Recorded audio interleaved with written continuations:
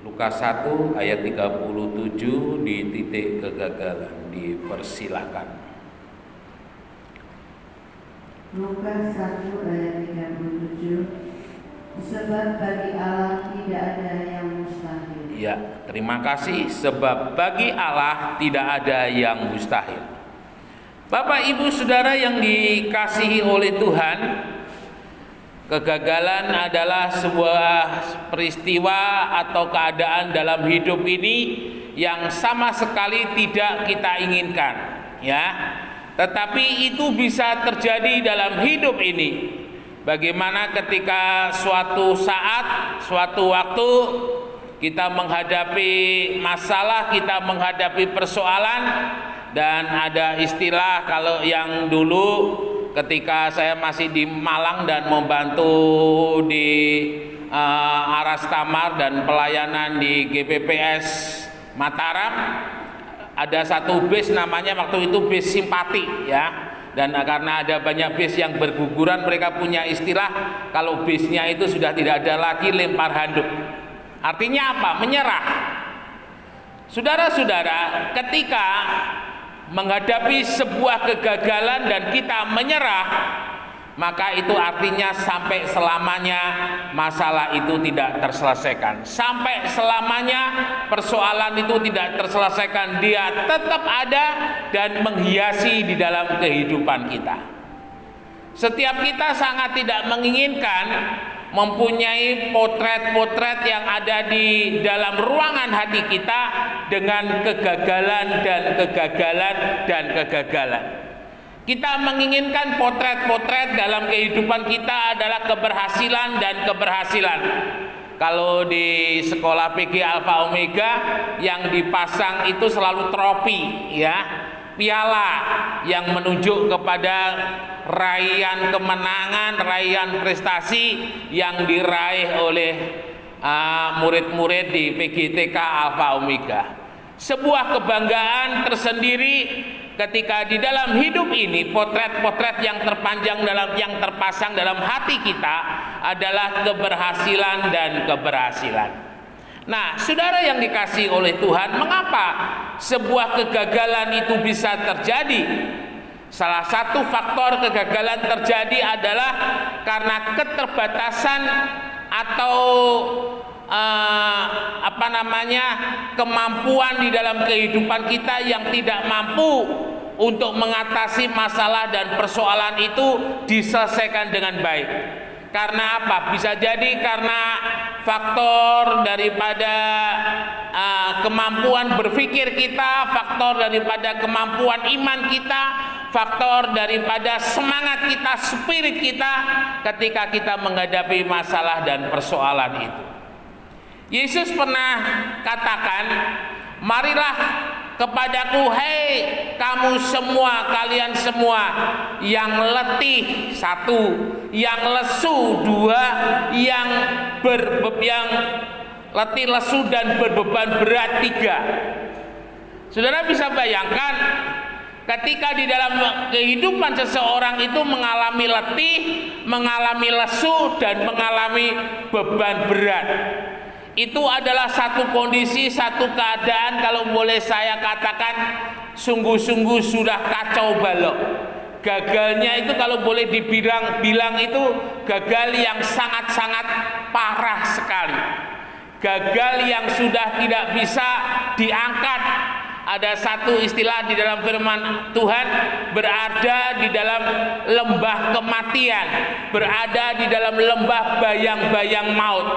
Ya, jadi yang namanya lembah itu sebuah cekungan begitu. Kalau di Flores itu ada satu kota namanya Bajawa. Jadi itu kota itu ada di bawah, ya. Jadi kota itu dikelilingi dengan bukit-bukit. Nah, lembah itu adalah ketika kita berada di satu tempat yang ada di bawah daripada bukit, daripada antara gunung dan gunung, antara bukit dan bukit, dan kita ada di situ. Saudara bisa bayangkan ketika lembah itu disebut dengan lembah kekelaman, disebut dengan lembah kematian, artinya itu adalah lembah yang berbahaya.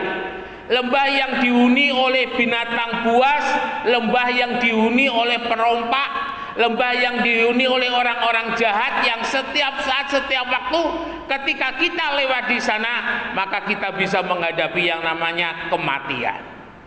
Bapak Ibu yang dikasihi oleh Tuhan, satu gambaran lagi dalam firman Tuhan, ketika di dalam kehidupan kita tidak hanya ada di dalam lembah, tapi sudah sampai masuk yang namanya bayang-bayang maut, ya, itu antara kehidupan dan kematian. Dan ketika orang ada dalam lembah bayang-bayang maut, artinya dia seorang diri. Dan ketika dia berteriak, tidak ada orang yang bisa mendengar, apalagi menolong, karena dia seorang diri ada di dalam lembah bayang-bayang maut, ada di dalam lembah kematian. Nah, dalam situasi dan kondisi seperti itu, kondisi situasi yang sudah tidak ada harapan, kembali lagi saya katakan, Yesus selalu menjadi harapan.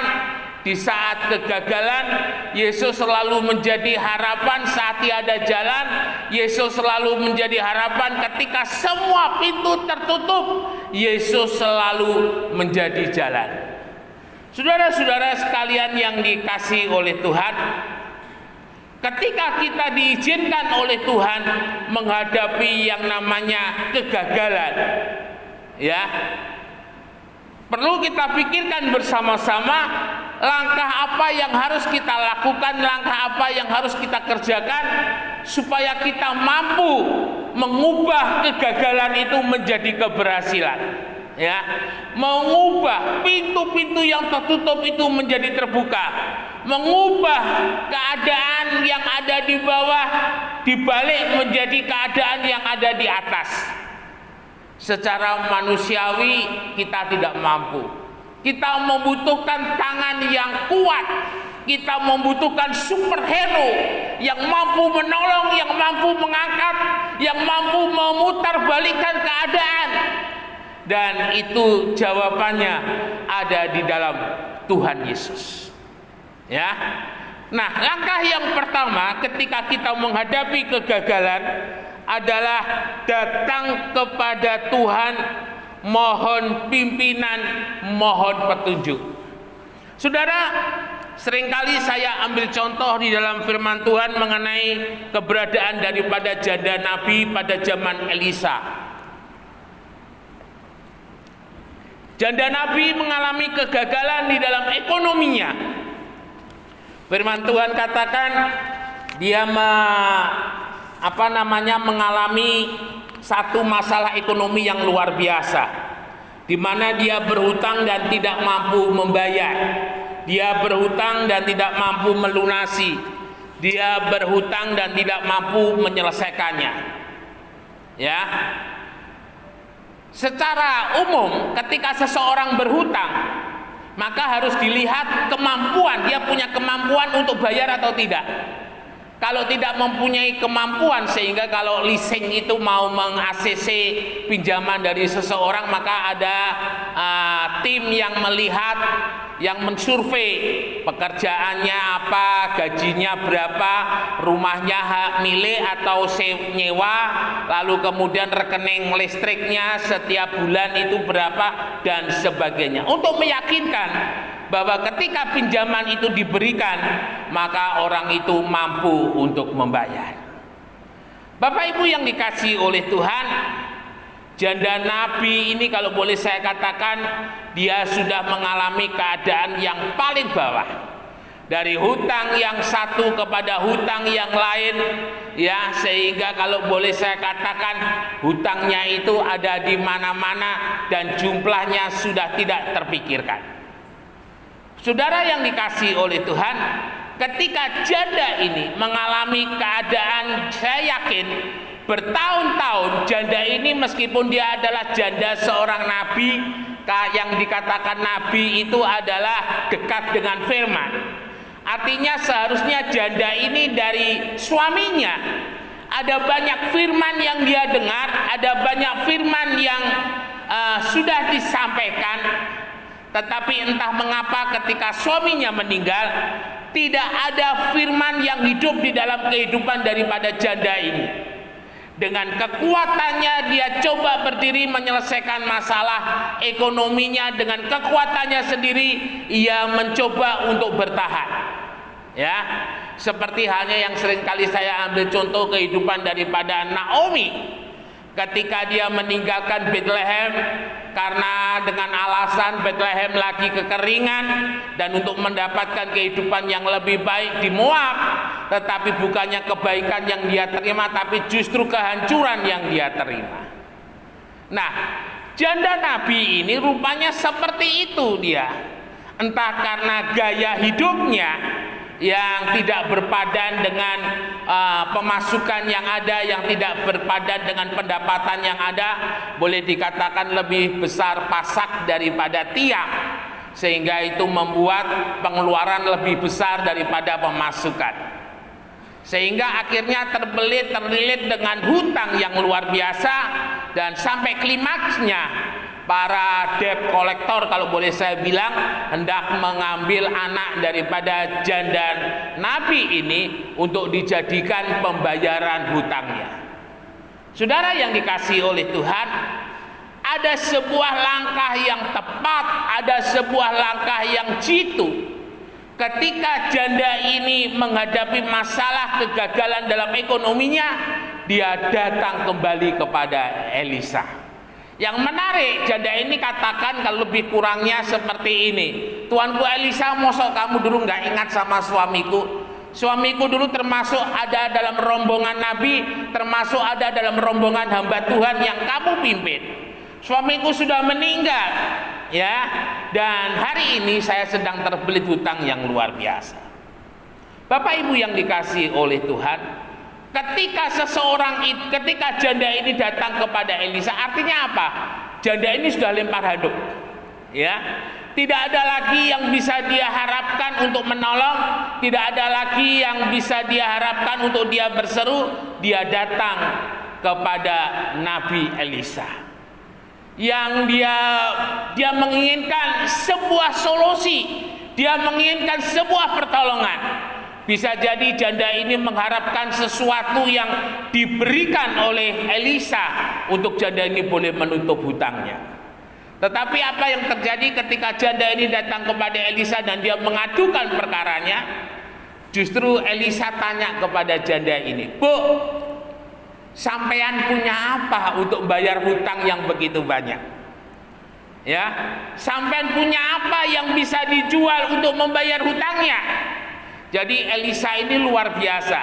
Dia melihat bagaimana kesungguhan daripada janda ini. Jangan-jangan dia berhutang tapi masih banyak harta yang lain yang masih disimpan, ya. Saya ingat saudara saya yang ada di Bandung itu, dia katakan ada banyak orang yang nakalan, ya. Rumahnya masih ada, gayanya masih hebat, tapi hutangnya nggak mau dibayar. Tapi Elisa tanya, "Bu, punya apa?" Elisa ingin meyakinkan bahwa janda ini memang benar-benar perlu ditolong, ya. Jadi gak etok-etok, saudara. Lalu kemudian janda ini bilang, "Tuhan, aku wis gak duwe apa-apa, Pak. Aku wis gak duwe apa-apa, Nabi. Habis semuanya, Nabi. Di rumah hari ini, karena semuanya sudah habis dijual, jadi betul-betul totalitas janda ini sudah berusaha dia untuk boleh melunasi hutangnya. Bukan tidak ada barang, tapi sudah habis, ya." Lalu kemudian janda ini bilang, "Hanya sebotol minyak." Elisa tidak meragukan sebagai seorang hamba Tuhan yang diurapi oleh Tuhan. Elisa tidak bilang, "Wes Bu, gawe apa wong gak duwe apa-apa, wis kono muken anakmu ben digawa mbek debt collector gawe bayar utang." Tidak. Elisa bilang, "Bu, coba kamu sekarang pergi minta botol-botol kosong. Minta sesuatu yang tidak dipakai oleh orang lain, sesuatu yang kecil, sesuatu yang tidak berharga bagi manusia, sesuatu yang gampang tapi tidak berharga, ya. Botol kosong yang selalu letaknya ada di tempat sampah, yang letaknya ada di tempat timbunan untuk dijual." Dan itu yang disuruh oleh Elisa, janda ini pergi. Bapak Ibu yang dikasihi oleh Tuhan, janda ini enggak banyak tanya, Tuhan aku kalau bantu duit, kalau bantu apa untuk biar hutangku, tetapi disuruh cari botol. Janda ini enggak apa namanya, dia tidak menolak, dia pergi seperti yang diperintahkan oleh Elisa.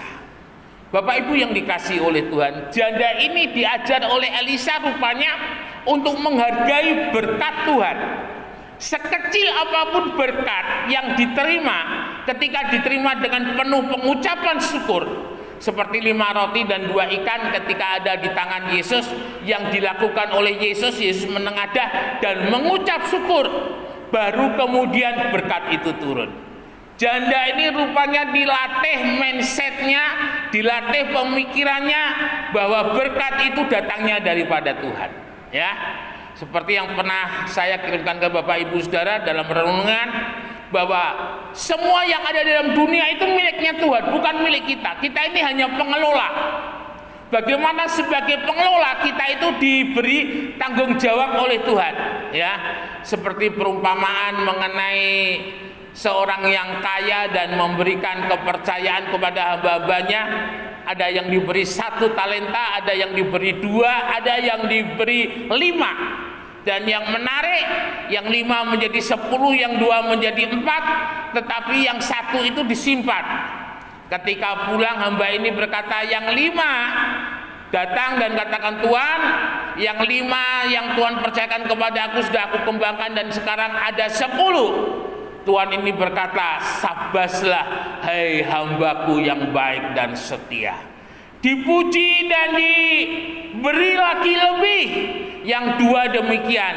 Kemudian yang 1 bilang, Tuhan aku takut.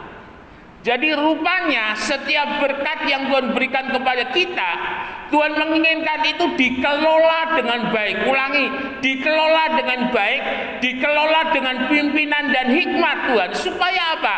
Supaya ditambahi lagi oleh Tuhan kepercayaan itu untuk terus dikembangkan bagi kemuliaannya, terus dikembangkan untuk kemuliaan dan kebesaran nama Tuhan.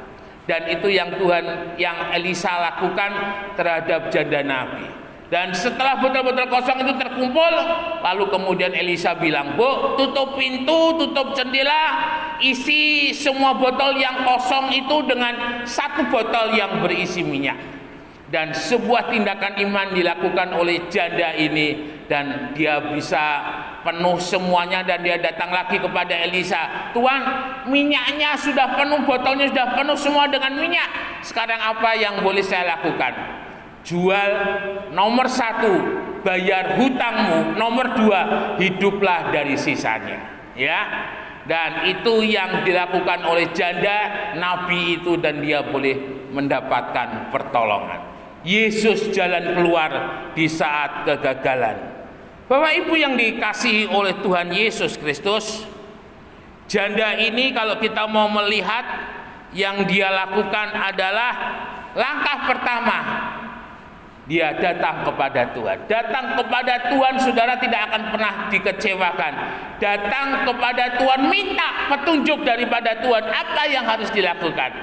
Ya, luar biasa. Dan janda ini tidak hanya hutangnya terlunasi, tetapi dia juga boleh mendapatkan sebuah penghasilan yang bisa menghidupi dirinya dan anak-anaknya. Hal yang kedua yang kita mau boleh lihat adalah kehidupan daripada Petrus. Ya, Petrus ketika berjumpa dengan Tuhan dan Tuhan tanya, ada ikan? Petrus bilang, Tuhan, semalam-malaman aku pergi, aku tidak mendapatkan ikan. Saat itu Yesus tidak menyuruh Petrus apa-apa, karena Petrus belum mendengar apa-apa. Ya, jadi karena Petrus belum mendengar apa-apa, Yesus tidak menyuruh apa-apa. Iman timbul dari pendengaran akan firman Kristus. Lalu kemudian Yesus bilang, Pak Petrus, aku pinjem perahumu, bawa ke tempat yang dalam, yang agak lebih tengah. Karena waktu itu Yesus sedang mengajar. Dan Petrus duduk, mungkin sekitar 2 jam lebih sampai 3 jam lebih kurang, Yesus mengajar. Ada firman yang masuk, ada firman yang didengar. Dan karena Petrus duduk dekat Yesus, maka dia bisa mendengar setiap ucapan yang diucapkan oleh Tuhan. Bapak Ibu Saudara yang dikasihi oleh Tuhan, ketika kita beribadah, ya, saudara hadir beribadah, biarlah yang ibadah itu bukan hanya tubuh kita, tetapi yang ibadah itu juga telinga kita, yang ibadah itu juga mata kita, yang ibadah itu juga mulut kita, yang ibadah itu juga hati kita. Seluruh panca indera yang ada dalam hidup kita beribadah, ya. Artinya apa? Artinya semuanya tertuju kepada firman. Mengapa demikian? Karena ketika kita beribadah, ketika pujian dinyanyikan, ketika firman itu disampaikan, kita sedang membangun yang namanya iman, ya. Dan iman itu sangat kita perlukan ketika kita menghadapi masalah dan persoalan. Karena iman itu yang membuat kita berani percaya Yesus lebih besar dari masalahku, Yesus lebih besar dari persoalanku, Yesus lebih besar dari sakit penyakitku. Mengapa ada orang Kristen tidak berani mengatakan Yesus lebih besar dari sakitku, Yesus lebih besar dari masalahku? Karena tidak ada firman yang masuk di dalam hatinya, tidak ada iman yang dibangun di dalam hidupnya. Mengapa bisa? Karena ketika dia beribadah, telinganya tidak ibadah. Ketika dia beribadah, mulutnya tidak beribadah, matanya tidak beribadah, hatinya tidak beribadah. Ya, bisa jadi mungkin saudara datang pagi hari ini, tubuh saudara ada di sini, tetapi mungkin hati saudara bisa jalan-jalan. Mungkin hati saudara bisa ada 100 km dari tempat ini. Mungkin hati saudara ada di luar pulau, ada di tempat-tempat yang lain, entah kemana, apa yang saudara pikirkan. Dan ketika firman itu disampaikan, dia hanya lewat seperti sebuah bis yang berjalan di depan kita, tidak berhenti. Tidak ada sesuatu yang kita dapat daripada firman yang boleh membangun di dalam kehidupan kita. Dan itu sebuah kebodohan yang luar biasa di dalam hidup ini. Ingat baik-baik, kita hidup bukan karena melihat, tetapi kita hidup oleh karena iman. Dan iman itu bisa tumbuh, iman itu bisa kuat, iman itu bisa kokoh ketika kita memberikan seluruh hidup kita kepada firman Tuhan yang kita baca maupun kita dengar. Ya, dan ketika Petrus sudah selesai mendengar apa yang Yesus sampaikan, Yesus katakan, sekarang kamu pergi lagi ke tempat yang dalam dan labuhkan pukatmu di sebelah kanan perahumu. Oleh karena Petrus sudah mendengarkan firman, dia punya iman. Ketika Yesus mengatakan, Petrus gak menolak. Ya, janji Tuhan sudah kita terima. Kalau kita tidak punya iman, janji itu tidak hidup, karena kita tidak mempercayai janji itu. Tetapi kalau kita punya iman dan firman itu disampaikan, janji itu diberikan, kita mempercayai karena kita punya iman. Dan janji firman itu kita hidupi di dalam iman kita, dan menjadi sebuah mukjizat yang terjadi dalam hidup ini. Ya, Petrus pergi karena dia sudah mendengar firman, dia punya iman, dia pergi, dia labuhkan pukatmu, dan apa yang dikatakan oleh Yesus terjadi, dialami oleh Petrus. Perahunya penuh dengan ikan. Yesus tidak bilang bahwa perahu nanti akan penuh dengan ikan, tetapi Yesus hanya bilang, kamu pergi labuhkan pukatmu. Ya, dan Petrus melihat hasilnya lebih daripada yang dia pernah dapat selama itu. Mari Bapak Ibu Saudara sekalian yang dikasihi oleh Tuhan pagi hari ini, Yesus tidak peduli seberapa besar masalahmu, Yesus tidak peduli seberapa besar persoalanmu. Yang Yesus butuhkan, jika kita mau pagi hari ini diubah oleh Tuhan, masalah dan persoalan itu menjadi berkat, kegagalan itu menjadi berkat. Yesus mau hidup kita diisi dengan firman. Hidup kita mempunyai iman, mempunyai power, mempunyai kekuatan untuk menarik kuasa Allah terjadi. Seberapa besar iman kita kepada Tuhan, seperti itu pula lah yang kita tarik daripada Tuhan. Seberapa besar iman kita, seperti itu pula lah kita tarik kuasa Tuhan untuk terjadi dalam hidup ini. Firman Tuhan sudah disampaikan dan keputusan ada di dalam hati saudara. Ketika pagi hari ini firman ini akan menjadi sebuah mukjizat ketika saudara imani. Tetapi firman ini akan menjadi sebuah kenangan yang pernah saudara dengar tetapi tidak saudara alami ketika saudara tidak mempunyai iman untuk firman ini. Atau mungkin saudara lewatkan kesempatan firman yang disampaikan pagi hari ini. Mari kita mau merubah di dalam hidup kita sebelum kegagalan itu menjadi berkat. Mari kita rubah dalam kehidupan kita sebelum kegagalan itu dirubah menjadi emas oleh Tuhan. Ya, masih ada harapan di dalam Tuhan. Masih ada kesempatan dipulihkan, bangun, bangkit, berdiri dan berlari. Bukan dengan kekuatan kita, tetapi dengan kekuatan Tuhan. Adakah iman di dalam hati kita? Adakah firman di dalam kehidupan kita? Jika belum ada, mulai berikan hati untuk firman, mulai berikan hidup untuk firman. Dan ketika iman kita bertumbuh, otomatis saudara akan menjadikan kegagalan itu berkat. Kegagalan itu menjadi kesempatan untuk kita boleh naik lebih tinggi. Kiranya Tuhan Yesus memberkati.